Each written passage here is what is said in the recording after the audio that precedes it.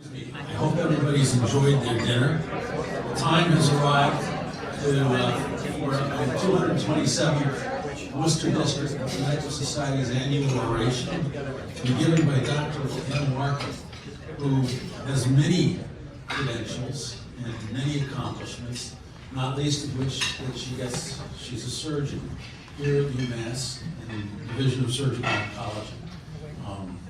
She's also happens to have been leading a curriculum redesign for the School of Medicine, which makes her perhaps uniquely expert to talk about what she thinks medical students ought to know. So I think it's going to be a great talk, and it will be really interesting for all of us. As I've said to many of you, who among us in an audience like this doesn't have an opinion about this stuff? So formally, she's an associate professor of surgery and the senior associate dean of educational affairs at UMass. She graduated with a degree in music, a bachelor in music from the University of Missouri. Who would have known? And then from there, went to Columbia Medical School, stayed on for general surgical residency training, and then went to sea for the U.S. Navy on the USS George Washington, which I think was a big time for her. And will tell us all sorts of interesting stories about it. But she escaped and was brought to Worcester, to UMass, where she's been since 2001 for her entire career. This is where actually I met Anne when she was just getting started out of the Navy. She's had a number of leadership positions. She's always been interested in medicals and in education, and actually I remember you becoming the leader of the medical student rotations in surgery and so forth. And from there went on to have a great career as our residency program director, and has gone onwards and upwards, and has maintained this interest. She's on in a variety of societies, including the American Board of Surgery, where she's now a counselor. They used to just call you a board member, right? They used to. Yeah, now it's different. Right, and she's been the president of the New England Surgical Society and the Massachusetts chapter of the American College of Surgeons, and now is the medical education, in the medical education senior leadership group of the American Association of Medical Colleagues, among other things. I always have to check with somebody before I find out what new title Anne has acquired. We're delighted and admiring Anne. I'm very much looking forward to hearing what you think. And so without further ado, ladies and gentlemen, Dr. Anne Larkin.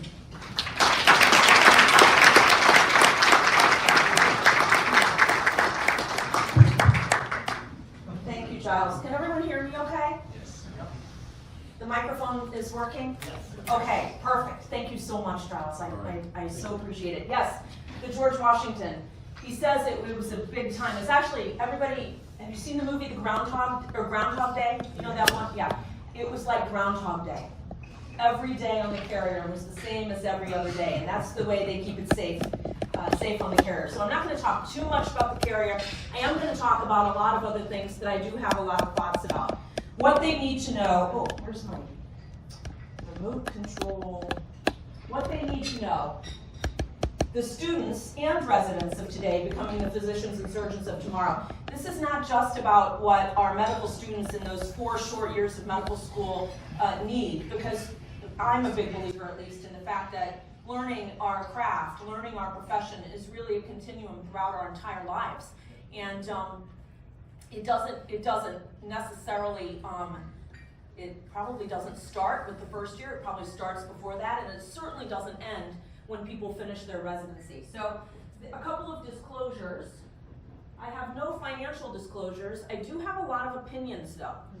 And everybody that knows me here knows that I'm never ever short of an opinion, whether it's right or wrong. And so I'm hoping that today that some of the things that I'm going to talk about might, some of the things you might agree with, some of the things you might not agree with, and I am anxious for you to tell me what you agree with and what you don't agree with, because I'm looking to take these ideas back with me and be able to, continue to create at UMass Chan the way we've done such a great job of doing over the last several years. So I'm going to start with a quote. This quote is from Carl Rogers, who is credited with being the first psychologist, at least, who practiced really patient-centered care, client-centered care. And he said that the only person who is educated is the one who has learned how to learn. Now that's the first part of the quote. I'm going to pause there for a moment and tell you a little bit about my journey as a surgeon, as a leader, and as an aspiring educator, because I would say that I'm not, again, an expert at that, and probably never will be in my entire life. I grew up in, don't worry, I won't tell you the entire life story, but I did grow up in a very, very modest middle-class home in the Midwest, outside of St. Louis. And my mom was a homemaker, and my dad was a mechanical engineer back in the day. So have any of you have had a close relative who was a mechanical or electrical engineer? You know, yeah, so the kind with the pocket protector and the big black glasses, that was my dad. The most gentle soul on the face of the earth, but he was an engineer to his core. And that meant that he had very sort of rigid ideas. What was right, what was wrong, what was yes and no, what was black and white. And that's the household that I grew up in. Now, that meant that when I came to my parents, and like Giles said, I got a degree in music. When I went to my parents and I said that I wanted to be a Broadway star, that did not go over so well with my mechanical engineer father, who that was really not his way of thinking. Over the pictures on the left in black and white are when I was in high school doing musicals and plays in high school, and then on the right side, where I look really glamorous. I haven't looked glamorous in actually many, many years, but that was my senior voice recital when I graduated from college. In the middle of college somewhere, I decided that maybe music wasn't going to be the best route for me, and switched over to medicine. And I was a very, I guess I would say, confident person, but I also had a lot of those ways of thinking rub off on me over the years. So I had a sense of right and wrong, yes or no, black and white. And that sort of flavored my experience through medical school and made me gravitate to surgery, which is something that I felt was very, immediate gratification, and there was a right and wrong and yes and no. And over the course of time, that sort of began to soften. It began to soften in my residency, and I'll get to that in a few minutes, but the other place that it began to soften is when I had the privilege of taking over from Dr. Cognaire as the interim senior associate dean at UMass Chan. And she said to me at that time, she said, Anne, I know you have a lot of experience in the residency, and you deal with the clinical students a lot, but you really need to do this DCS class because you need to be able to have experiences with the very junior students. And I've done it for years, she says, and I love it, and so you really should do it. And whatever Michelle said, I did. So now the DCS class, many of you know about it, but for those of you who don't, it's essentially, she was way ahead of her time when she designed this class. It pairs interprofessional facilitators, faculty members, with a small group of students, and essentially it's a way of teaching medical students communication skills, differential diagnosis skills, with the opinions of more than one specialist in front of them. Now, fortunately, I was paired with an extremely experienced internal medicine doctor, so we were not interprofessional. Nancy Bennett was my co-facilitator. And I tell you, I went into that group with all of these really brilliant medical students, and I began to realize that maybe I didn't always know what was right, and I didn't always have the right answers. Kevin, were you? I don't remember what class you were in, but Kevin Dixon was in one of my DCS classes, and so I can just say that the students were incredibly kind and patient with me, because I was the first one to say, listen, I don't know. And what that did, that experience, is sort of continued to chink away at those sort of rigid ways that I had of thinking. And then over the last few years, all of that, well, not all of it, because sometimes I still am rigid, but a lot of that rigidness began to fall away. And it really allowed me to sort of look at medical education and surgical education in a very different way. So thank you, Michelle, for that. I wouldn't necessarily call it an epiphany, but like I said, it definitely was chinks falling away. So this is the last part of Dr. Rogers' quote. The only person who's educated is the one who has learned how to learn and change. So I definitely had to do some changing as I've sort of progressed through what it is that I do. So we're going to talk about several things today. We're going to talk about my opinions about all of these different topics: business and healthcare economics, technology, interprofessional work, the role of society, the role of self that we have as individual physicians, and the specialties of the future. When I was sort of considering what I was going to talk about, I came up with like 60 things that I thought, oh, this is definitely something that medical students and residents need to know about. And I figured you wouldn't want to hear a list of 60 things, so I sort of broke them into chunks. And don't worry, there aren't 60 of them in all of these. But I'm gonna sort of discuss some high-level ideas in each of these different topics. So the first, healthcare economics. Now, I am the first one to say that I'm not an expert at this. Many of you know much more about healthcare economics than I do, for sure. But what I do know is that our students now do not learn enough about this particular topic in order to make them understand how medicine works when they get out into residency, and certainly when they are junior attendings. And I know, certainly I did not know anything about this when I finished my residency. So I'm going to touch on economics, I'm going to touch on cost of care, which we all know is way too high, and I'm going to touch on value-based care, and then sort of wrap these up together. So this is on the Harvard Business School website, and they have a degree in healthcare economics, essentially. And what they say is that essentially there are these 6 different pillars, and in those 6 different pillars, there are many different facets of healthcare economics, including, if you'll see in the lower right corner, the role of the provider.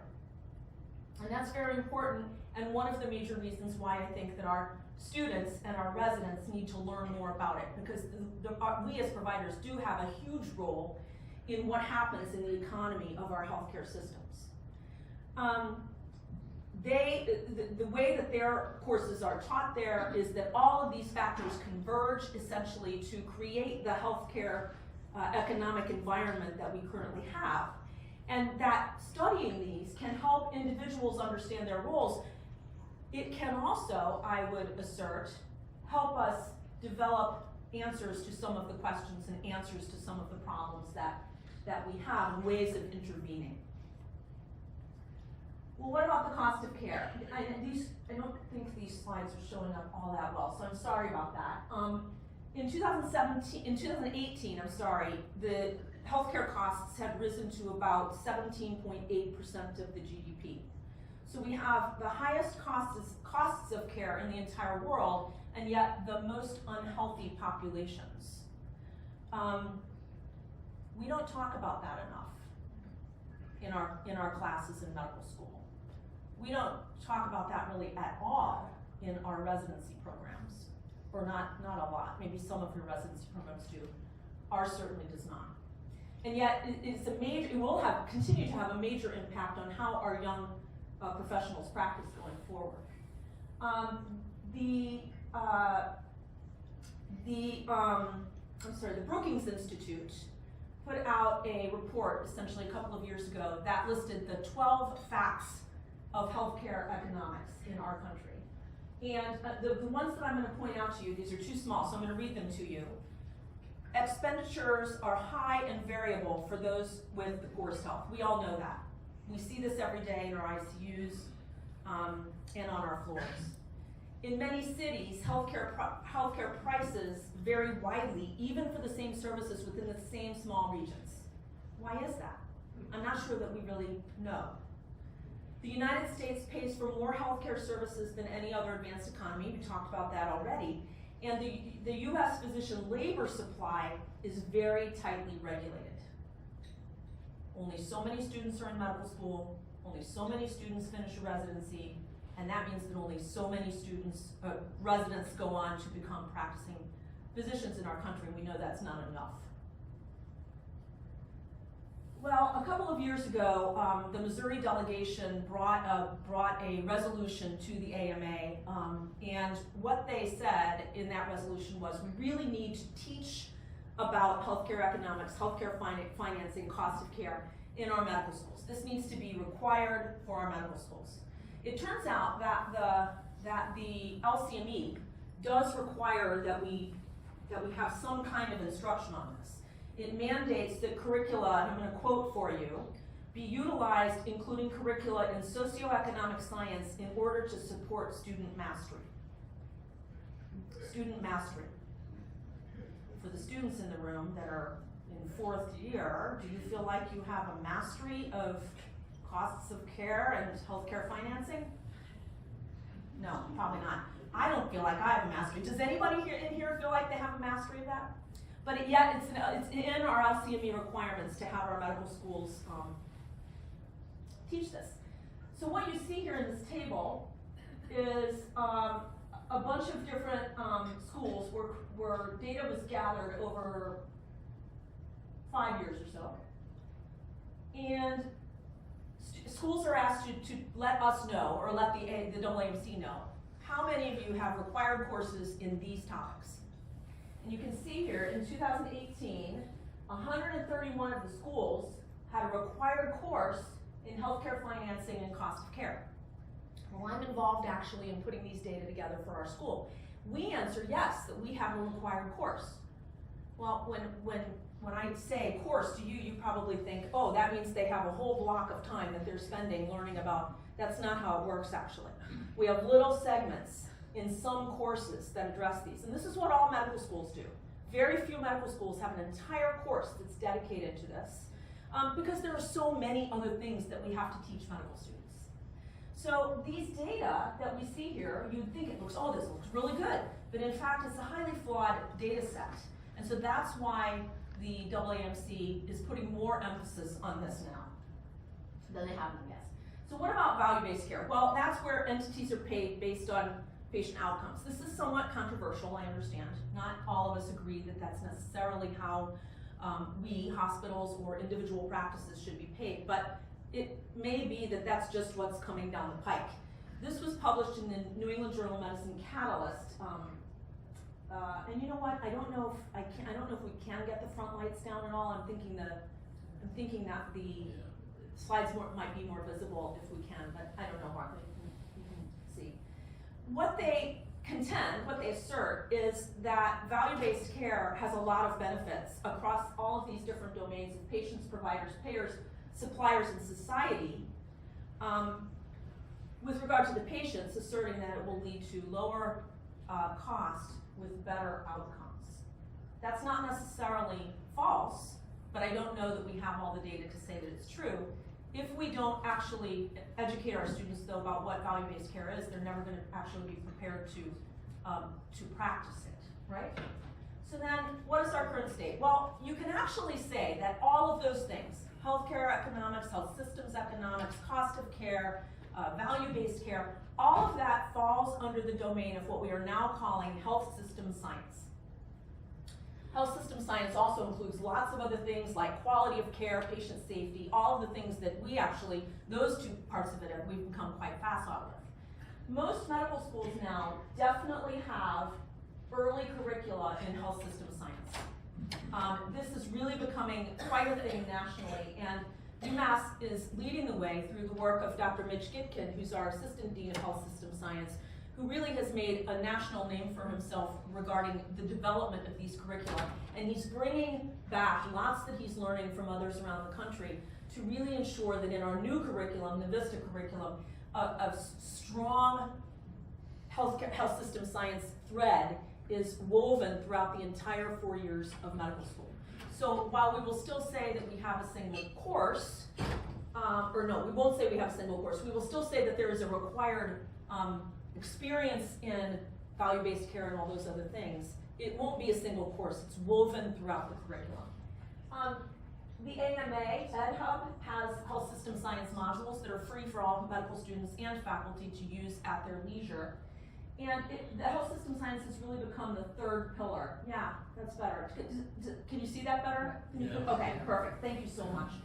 So health system science has become the third pillar. A bunch of new textbooks are coming out around this particular topic. You can see one of them right here. Dr. Gitkin in the upcoming edition, which is I believe the third edition, he is one of the authors of one of the chapters. And what I would say is where we go from here. Well, we have to be aggressive about how strongly we are pushing that particular third leg of the stool, so to speak, into our curriculum. We have to be transparent about it, or our learners really across the board are not going to necessarily recognize that that is exactly what it is. And we have to use accreditation to our advantage.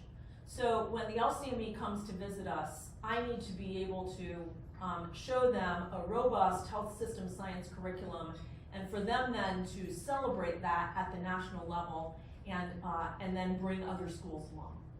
So now we're going to move on. Oh, I'm sorry. So the AAMC is also engaging in what they call accelerating change in medical education.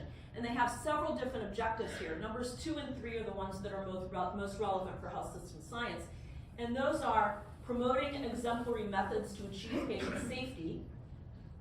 And then number 3 is improving medical students' understanding of the healthcare system and healthcare financing. So it's very clear from the AAMC level what it is that we are expected to do. This was published in July of 2021. Now I'm going to move on to technology. Now, everybody who knows me knows that I am not very good at technology. When Epic first came, my entire first clinic, I was in tears because I felt like I was never going to be good enough at Epic to be able to be efficient. My son, who's here with me tonight, is about 1 million times more facile than I am with technology. But the fact is, it is not going away. And I'm going to touch on the EMR, but really very briefly. Talk a little bit about data science, digital health, and then AI and machine learning. So the EMR. I'm not going to say much because you know that the journal, the WDMS publication just in November, had an entire publication devoted to the EMR. Now for the henny pennies out there, I'm just going to remind everybody, way back when we had duty hour regulations that first came down the pike, everybody thought, especially in surgery, oh my God, we're never going to be able to teach surgeons how to be surgeons in 5 years. Never going to happen. It's horrible, blah, blah, blah. And in fact, the sky did not fall. We are really still able to train outstanding surgeons in 5 years. And we just have changed the way that we've done it a little bit. And so the EMR, again, it's one of those things, it's not going away.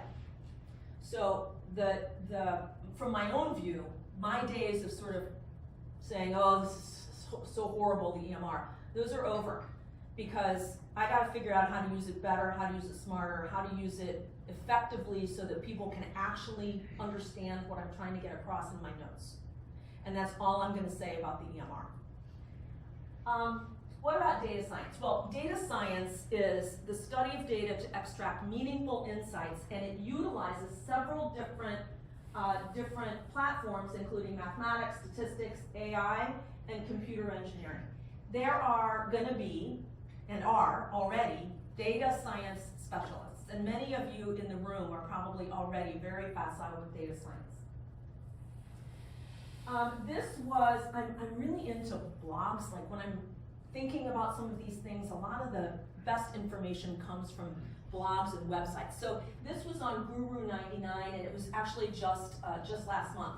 And what they tried to do in this graphic, which again is a little bit hard to see, is that they sort of put data science in, tried to put it in a pictorial into how it really works. And if you can't read it in the back, it starts with discovery, moves on to data exploration, then to model planning, model building,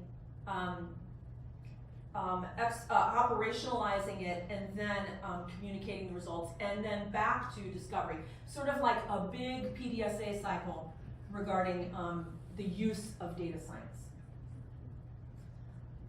We don't teach this in medical school.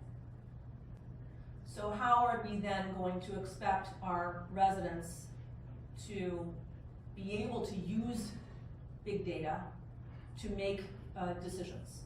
Some of you may say, well, they shouldn't be using big data to make decisions. They should be using the patient right in front of them. but the fact is that we can learn a lot from big data.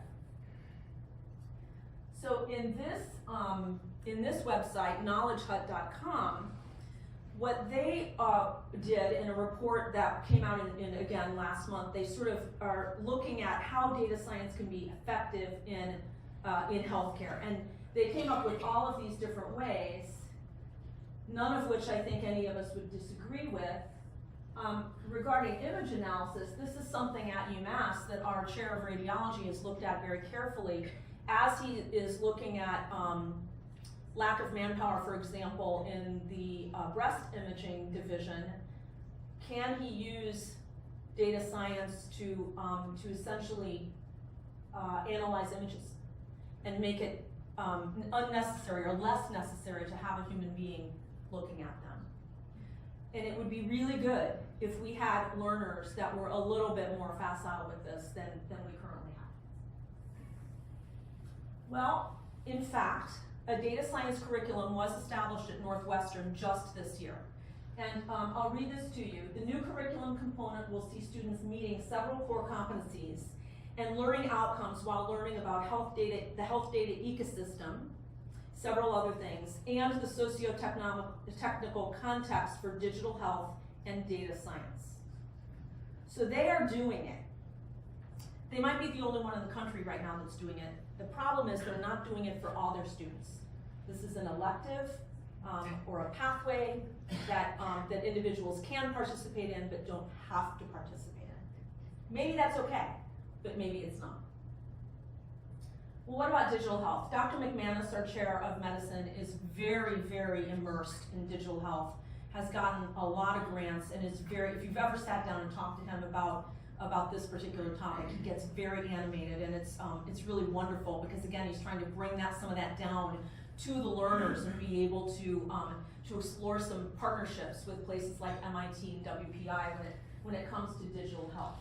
Well, this was an article that was published in 2021 about digital health engagement with the US population. Now, this is 2021, which means the data was before that, which means we all know what happened in 2020. It would be very interesting to me to see the differences in these data after the pandemic and how much more we are utilizing digital health now than we ever were before the pandemic. This is one of the tables that they published in their article, and essentially what it shows is that prior to 2020, 70% of patients had engaged in some sort of use of a device of some sort to connect with their physician. That's probably almost 100% at this point. Now, other more high-level digital health platforms, for instance, like using a smartphone or tablet to monitor or track your health, that was much lower. That was only at about 35% at that time. Again, it would be very interesting to see what that's like now. Telehealth is part of this. We know that telehealth is part of our lives now, but it's more than telehealth. It's really being able to have the patients actively engage in their own health through the use of digital healthcare. So this then was an article published in 2022, so just about a year ago. And this was a group out of Denmark. And what they were looking to do is to essentially decide what are the competencies that our students need to have. And so they utilized a Delphi method. They had 30 experts sit down, and they worked through what the competencies were. They came up with 22 different digital health competencies. And their points in this were that it was the role of the physicians to understand the implications and the applications. However, it was not the role of the physicians to solve all the problems. That then we needed to engage those around us that were really experts in digital health and who really had expertise. So I thought this was really interesting. I'm not sure that we've, at UMass Chan, implemented any of the 22 competencies in our own curriculum, although, again, it might be coming. well, what about machine learning and AI? Well, first of all, I needed to learn what the difference was. Machine learning, a subset of AI, uses data sets to imitate, and it's how a system develops its intelligence, essentially, for all intents and purposes. Whereas AI is capable of behaving and mimicking what human beings actually do, and it really can go beyond, potentially, what human capabilities are. So that gets us then to the chat GBT thing. Yeah. I don't know what you all think about that. I have mixed feelings about it myself. There's a lot of professionalism considerations, but that's the real, I think, it's an example of what our students and our residents are going to be faced with and potentially be able to use. We just want them not to use it in the setting where it is cheating, say, for example. A really amazing thing what that particular platform can do, it's passed a lot of tests that it really shouldn't have been able to pass. So what about medical schools and how they're implementing AI and machine learning? This was an article that was published in Academic Medicine in November of 2021, and what they were trying to do is figure out how many medical schools were engaged in AI and machine learning curricula. And most of these schools are in the US, although not all of them. And I would say that University of Toronto is probably the most advanced in terms of the wide variety of curriculum that they're providing. The rest of us, though, we're exploring it in terms of how to teach students and residents. We're not really exploring it yet in terms of how we can use it to care for patients in the future. And that's where our opportunity lies, that we have not yet taken advantage of. So and this is what I just said, we should be using it in the care of patients. We are not probably teaching our students as much as we could be. Now moving on to interprofessional experiences. If you Google or look up in PubMed, interprofessional work, you won't find much. You will find a lot about interprofessional education. So I'm going to talk about that briefly. A lot of literature in the nursing literature around interprofessional education, not nearly as much in the medicine literature, and almost nothing when it comes to the study of interprofessional teams and how to teach our residents and students how to work effectively in interprofessional teams. And yet, that's how all of us practice nowadays. None of us practice in silos anymore. Very different than it was 50 years ago when, when my dad was getting his mechanical engineering degree. That was more than 50 years ago, obviously. So they're highly published. In 2002, there were only six articles published about interprofessional education. And now, in 2022, there were 103. So far, there are 16, which puts us on track for something like around 200, 196 articles on track to be published in 2023 about interprofessional education. No doubt that it's necessary. It's one of the LCME requirements. No doubt that that's how our residents practice day to day. It's how we practice day to day. But what about actual interprofessional experiences where we work side by side with interprofessional members of our team? And it's interesting that a study was done a couple of years ago that looked at essentially where are the areas that we could really excel with regard to interprofessional work. And a Cochrane review, now this Cochrane review was done in 2013, so way before most of the literature has been published. And I would expect that if we did that same Cochrane review now, it would look different. And what they found in that Cochrane review is that there was no good data to say that interprofessional education and interprofessional learning experiences actually did anything. And it said that the gaps were that the interventions were never compared to profession-specific interventions in the data, that controlled trials did not utilize qualitative analysis, and that there was no cost-benefit analysis done. So the data was very mixed, and yet nowadays that's very different. Although you can't find a big big copy if you want.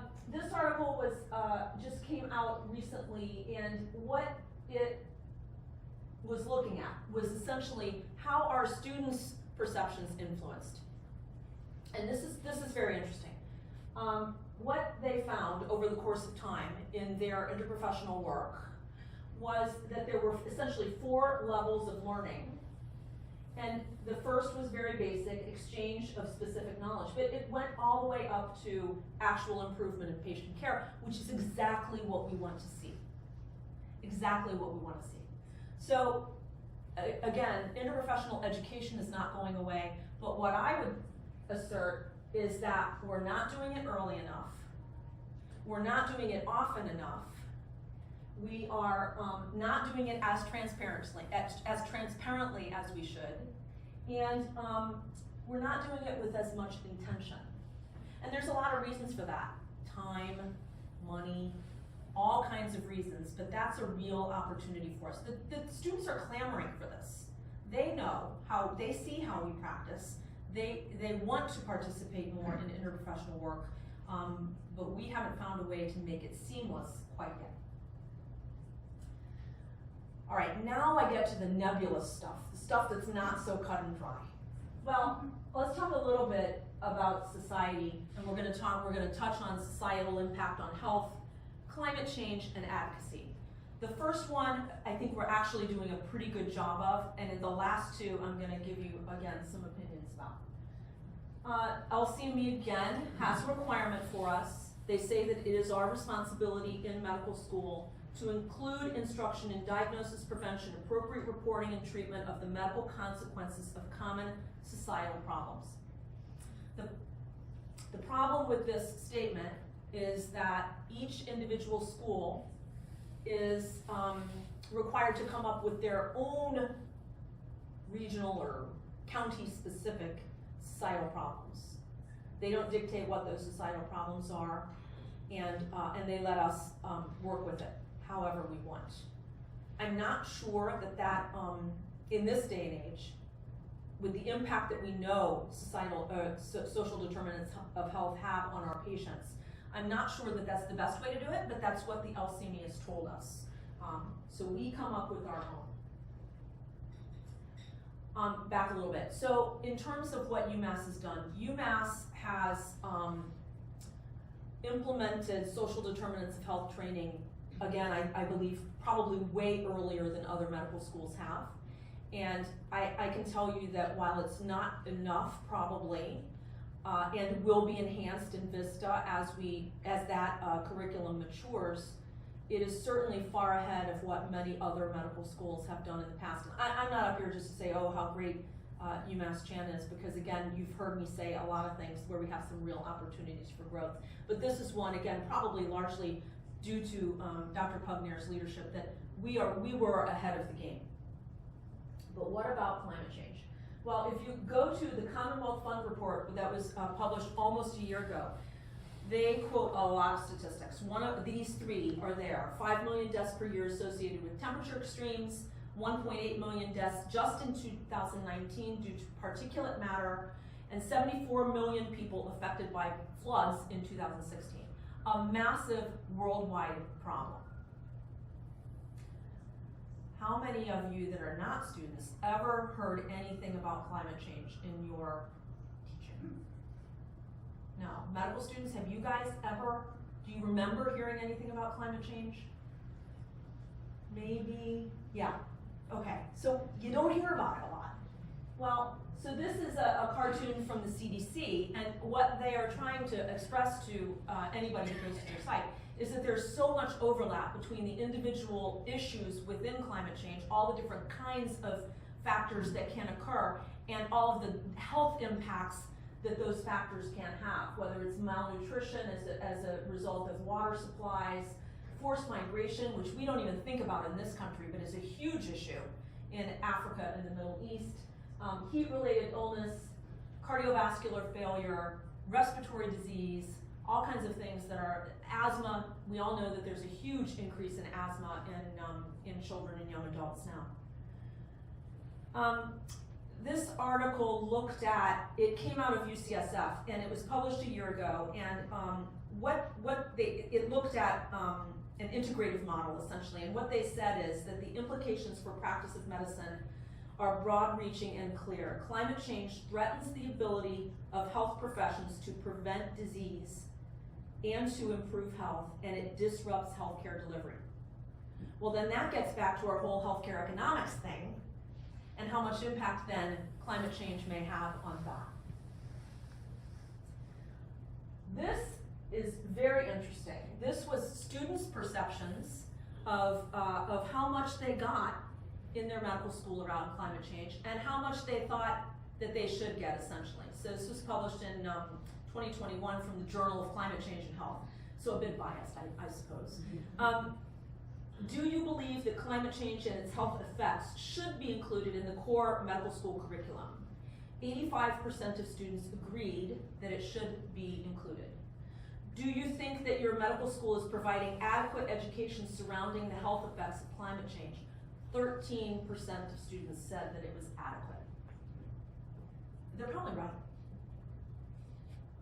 Where do we put it though? Well, we have a group of students that are real champions of climate change curriculum. And in fact, if anybody read the Boston Globe just in the last several days, Manas Das was quoted in what we're doing to try to advance climate change curriculum in the VISTA curriculum. And we're really making some exciting strides.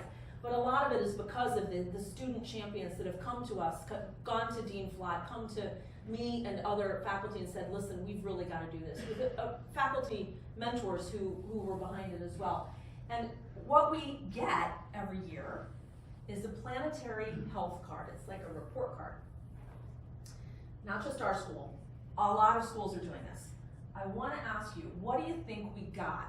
And I'll just tell you the things that are on our planetary report card. We've got curriculum, interdisciplinary research, community outreach, support for student-led initiatives, and campus sustainability. Anybody want to shout out what they think that we got on our report card? D? Who said that? Got a D from here. A D? Okay. Anybody else? C. A C? Nobody said an A? Well, you're right. It was actually a big old fat C. A D in curriculum. And we did not get one single B minus even. A few C pluses that sort of raised us up into the C range. C is technically passing, right, in most higher education schools. Matthew, when you go to college, a C will technically be passing. However, none of us are really satisfied with the C, right? So that's where the initiatives around what we need to do across all medical schools with regard to climate change curriculum, so that our students and residents are then prepared more fully to care for these patients once they get out. What about advocacy? Now, this is where I'm going to go back just a little bit and tell you how the first part of the chinks in the armor started coming down. I was a resident at Columbia. I was working with a great thyroid surgeon who happened to have an unmarried brother-in-law, and he thought it would be really interesting to set me up with his brother-in-law on sort of a blind date sort of thing. And it turns out that I got to know a little bit about this guy before I met him face to face. And he was a lot of things, a small business owner, you know, all kinds of things. Very different background than my own, but he was also a politician. And I thought, oh my God, that's like the last thing that I want to be involved with is a politician. Many of you probably feel the same way. Well, if he were here tonight, he's a really good guy, I promise, those of you that know him. But what he taught me over the next several years is that rigid way that I have of thinking, of black and white, yes or no, is actually not the way that our politicians think. And I'm not here to sort of get into the stuff that's happening in our country right now, but really to just think about advocacy in the broadest terms. We can advocate to our CEO for the care of our individual patients. We can advocate to our public health department. We can advocate to our division chief. We can advocate to, the nursing staff. What I'm talking about with advocacy here, though, is really at the broadest level of governmental advocacy, where we can impact policies that will impact populations of people, and not just an individual that's under our care. We don't teach students how to do that. In fact, I was in several years ago, I was in, maybe it was a town hall or something like that, I can't remember. And one of the students was very adamant about the fact that we needed to make the state do X, Y, Z. We as in the leadership. And they were not wrong. Like, the leaders do need to take a role in this. We need to set the tone. We need to be role models. But our students also need to do that as well. And we need to be able to teach them. Take them with us when we're meeting our state reps. Take them with us to begin developing those relationships, because it's all about, if there's one thing I learned from my husband, it's all, not husbands, my husband, it's all about developing those relationships, because they want to hear from the people who really know. And that's us. We are the ones taking care of the patients. Not them, not their aide, us. So what about the prevalence of advocacy curricula in medical schools? Again, this was published just about a year and a half ago. They just defined advocacy as action to promote those social, economic, educational, and political changes that ameliorate the suffering and threats to human health. So I think a lot of times when we, in our offices, think about advocacy, it's really on a very microcosm level, rather than the big, grand government level. And we need to do a better job at that. Touching on self. I'm not going to ask you to raise your hands, but I'm going to tell you that when I made this list of agility, leadership, coaching, and wellness, I thought really hard about putting resilience on the list. And I decided not to. I don't know if resilience can be taught. I don't know if it can be cultivated. I don't know that there's enough literature out there to support any of my ideas that I have, but I do know that it is absolutely an essential quality of every one of us that is in medicine today and has ever been in medicine and will ever be in medicine. I'm not going to touch on that. I'm going to touch on these other 4 things here. So we know we've never experienced agility the way that we did when COVID-19 hit. In fact, we never needed to be agile before that. Before that, we could just go along and do things largely the same way, making improvements along the way, but sometimes improvements take time. With COVID, we actually demonstrated to ourselves that we can make change quickly, we can do it well.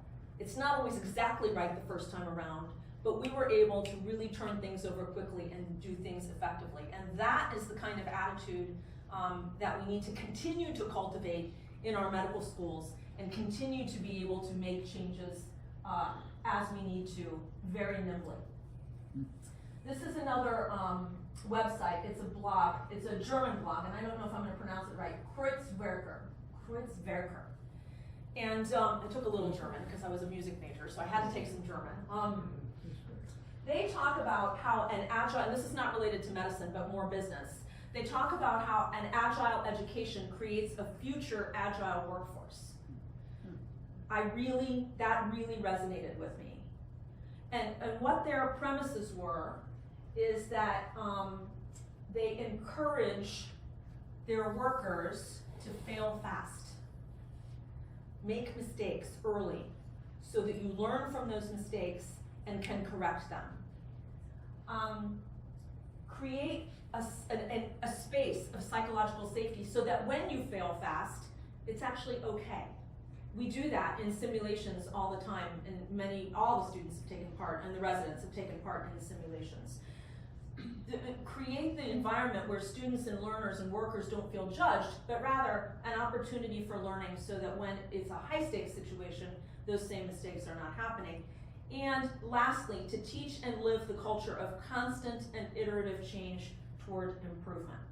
That's what makes us agile, that's what makes us nimble. And we're beginning to incorporate those things, I think, in student and resident education now. Leadership. We have some leadership curricula in our medical schools, in our residencies. Leadership is definitely something that can be taught. There is no doubt in my mind that leadership can be taught. This is from the Harvard Business Review, and it broke out leadership competencies into several different domains, including strong ethics and safety, self-organizing, efficient learning, nurturing of growth, and a connection and a belonging. Those are the competencies that the Harvard Business Review considers their highest level of if they survey leaders from around the world, those are the ones that they came up with the most. The AMA has now developed a leadership curricula for medical students that they can access. It's 20 modules, and those modules cover, it's 5 modules. I don't know where I got 20. Communication, collaboration, conflict resolution, managing stress, and presentation skills. Each of them are 20 minutes long. That's where I got 20. Each of those modules are 20 minutes long. There are 5 of them. How much do we expect our learners to learn in 100 minutes of learning about leadership? Probably not a lot. A little, maybe enough to provide a little bit of a foundation, but not a lot. That links then to EPAs, entrustable professional activities, that we have for medical students. There's not one leadership EPA, and as I think about it, I'm not even sure how one could be devised. In residencies that are implementing EPAs, PEDS is the furthest along, no leadership EPAs there either. So how do we get then a leadership curriculum so that when our residents graduate from their residency, they're ready to take on leadership roles more effectively? This was published in the Journal of GME, and essentially it was sort of looking at how many programs around have leadership curricula, and it was what they concluded was that it was highly heterogeneous, no standardization, and it was catch as catch could. Last year, we had an alum from UMass who donated a large amount of money specifically for a leadership curriculum. We just launched this last year. Some of the students may have been at it. Essentially, it was led by the alum and his wife, who is a very successful business leader, and facilitated by physicians at the many different small group tables. We can go a long way with this. We just sort of lit a little match. We can definitely go a long way with this, and it's something that I'm looking forward to continuing. I'm going to touch on coaching. Coaching as an aspect of leadership. Atul Gawande wrote the article that was published in the New Yorker in 2011 entitled, why do I keep forgetting the name? It's Personal Best.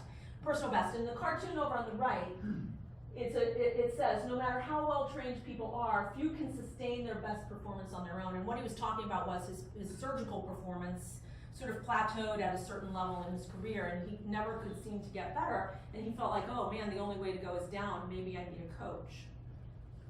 There's a lot of data on coaching. And one of his quotes in the article was, coaches are not teachers, but they teach.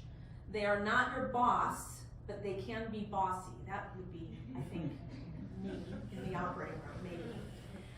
They don't even have to be good at the sport. Mainly, they observe, they judge, and they guide. Well, why is this important for our young physicians? It does need to be promoted, I believe, as a clinical competency, because not only can it help in terms of peer support within a medical school or residency, but also learning the skills that our patients need that can benefit from a coaching model. Certainly with regard to professional identity formation, it's definitely proven to be helpful. And then this article that was published in Global Advances in Health and Medicine asserts that coaching, expertise in coaching can really help with essentially the health and wellness of our patients. And I think I learned a little bit of that when I learned about motivational interviewing in DCS, which I never knew anything about before that particular class. Kevin Eikenberry's group, again, another website, says that the skills that we need to build with regard to coaching are putting accountability in the right place, having an innate belief in those you coach, and creating conversations to teach and inspire. Wellness. Well, if any of you have, if you've not read this book, it's called Well-Being. It's written by Jim Harder. I would highly encourage that you read it. I was introduced to it because I went to the AAMC meeting a couple of months ago, and a thoracic surgeon, program director, got up and he was there was a panel about wellness, and he basically like lambasted everything that the panel had to say. And he said, it's not wellness. Wellness is a state of health. What we really need to be talking about is well-being. Now, he had some very archaic ideas, but that I did not espouse, but one of the things that he brought forward is this book on well-being, and realizing that well-being is really more of a state of being. And I'm going to skip over this, but I do want to read you this one passage from this book. Well-being is about the combination of our love for what we do each day, the quality of our relationships, the security of our finances, the vibrancy of our physical health, or wellness, and the pride that we take in what we've contributed to our communities. So what we call wellness in medical school is really what we're trying to get to, I think, is well-being. And that's something that we say that we have curricula for, but yet we've not found the special sauce quite yet for that. And so that's another area I think that we need to be mindful of, including actual curriculum. What is our learning environment like? And how do we as faculty and residents role model to those below us? I'm going to skip over specialties of the future. I'll just point out one though. I'm really fascinated by this lifestyle medicine thing. James Rippey is a lifestyle medicine guru, and I didn't even know that there was an actual college of lifestyle medicine. I really think that that's going to be one of the specialties that really is going to help our patients in the future, and I'm looking forward to getting to know him better and perhaps bringing some of his work into our medical school. So, caveats. Medical education is a continuum, like I said before. It is a growth, and we cannot make masters of students in a 4-year period of time. We can't make masters of residents in a 3 to 5 year period of time. The development of mastery of all these domains that I just talked about is actually not possible. We still have to rely on our tenets of there is no thinking without memorization. So we still have to have that basic level of knowledge in order to build our deductive reasoning skills. And the enhancement of a diverse workforce is imperative. Dr. Maxfield pointed out to me an editorial that was in the Wall Street Journal that implied that essentially medical schools are lowering their bar in order to diversify their populations. And I would just, if you've read that, I would just strongly assert that that is not true, that there's actually no evidence that any of these parameters for medical school admission has changed. There's a lot of data that shows that all of our students and residents are enriched by a more diverse community. So, so those are a couple of caveats. Well, I'm just going to end by asking what's expendable. Now, I know for the senior people here, you had things in medical school that you have never, ever, ever, once you passed step 1, ever used again. I know that. I would just say that if we're going to add in all these other things, what are we going to get rid of? There's only so many days in a week. There's only so much time that we have to teach all of these things. Well, I'm just going to put a few things out there. Don't throw tomatoes at me. Pharmacology. Now, I'm not saying get rid of pharmacology. What I'm saying is that do we really have to memorize lists and lists and lists of drugs that are going to be obsolete 10 years from now? Rather, shouldn't we concentrate on classes of drugs when we know that everybody with their phone can find out exactly what that drug does, what the half-life is, what the side effects are, and what cross-reactivity it has. That's just one. Anatomy. We are not making surgeons of first-year medical students. It is not necessary for every student to dissect an entire human body. It takes a lot of time, and in fact, there's good data to show that students can learn just as well with computer models, perhaps even better, because we're not all as good at dissecting out some of these tiny structures as the anatomists are. So just say that might be something that we have to have a foundation of, but do we really need to teach it the way we're teaching it right now? Rigid time requirements. We really need to move to a competency-based system. Right now, there's actually an LCME rule that says students have to be in school for a certain amount of time. There's RRC rules that residents have to be in residency for a certain amount of time. Well, why? If they've demonstrated the competency, why can't we actually just move them on through? And then lastly, I really think that in terms of undergraduate medical education, the LCME really needs to look at how we're doing business. And in every 8-year cycle, it is really not all that useful anymore. We really, if quality improvement is really embraced, then we really need to move to more of a quality improvement model. So with that, I want to thank Dr. Whalen for inviting me to be here, Dr. Pugnair for all of your mentorship over the years, my dear friend, Dr. Quinlan, who has been just a huge supporter of mine for, I don't know, since I got to UMass, all of the brilliant students and residents that I've had the opportunity to work with who really taught me so much, and my son, obviously, who, thank you for being here with me tonight, my husband who couldn't be. So thank you very much, and I am happy if we have time for a couple of questions to take a couple of questions. Thank you.